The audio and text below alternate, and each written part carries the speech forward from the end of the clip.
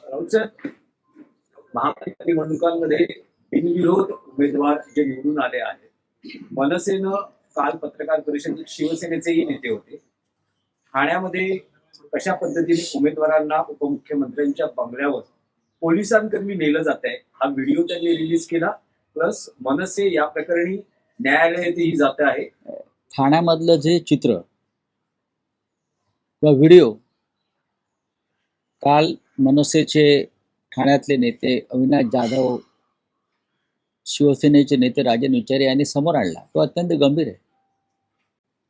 Police उमेदवारांच्या घरात जातात, गेले, मग मनसे असेल किंवा शिवसेना असेल, आणि त्यांना घरातून पकडून गाडीत टाकून एकनाथ शिंदेच्या ठाण्यातल्या घरी आणतायत.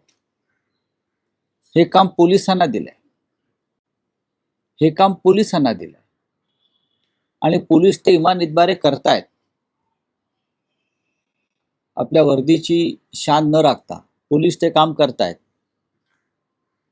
किंबहुना पोलिसांचाही नाईलाज असेल, पोलिसांनाही धमक्या दिल्या असतील, तुला चंद्रपूरला पाठवू, तुला गडचिरोलीत पाठवू. पण निवडणूक आयोगासमोर हे आता चित्र आल्यावर निवडणूक आयोग काय करणार आहे? तुम्ही याचा अर्थ तुम्ही शिवसेनेला किंवा मनसेला घाबरलेला, तुमच्या समोर ते लढायला नको आहे.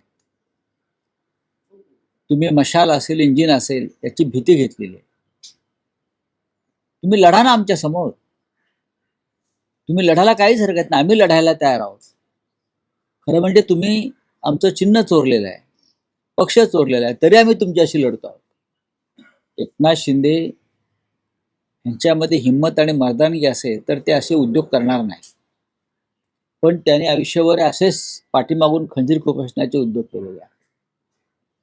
ठाण्यामध्ये जो प्रकार घडला किंवा घडतायत, घडवले गेले, त्या संदर्भात न्यायालयात जाणं, कारण निवडणूक आयोग काही करणार नाही. अहवाल मागवेल, चौकशी करेल, आमचं लक्ष आहे सांगेल. न्यायालयात जाणं हा एकमेव मार्ग त्याच्या समोर आहे, आणि न्यायालयात जर कोणी जात असेल तर त्याचं स्वागत केलं पाहिजे. लोकांच्या मनामध्ये चीड आहे, चीड आहे, लोकांच्या मनात चीड आहे, आणि ती चीड तुम्हाला मतपेटीतून दिसेल. तुम्हाला वाटत असेल अशा प्रकारे उमेदवार पळवल्याने, मताला 10,000 15,000 वाटल्याने मुंबई ठाण्यातल्या मतदारांवर फरक पडेल, तर तो भ्रम आहे. जे विधानसभेला लोकसभेला झालं ते महापालिकेत होणार नाही याची मला खात्री.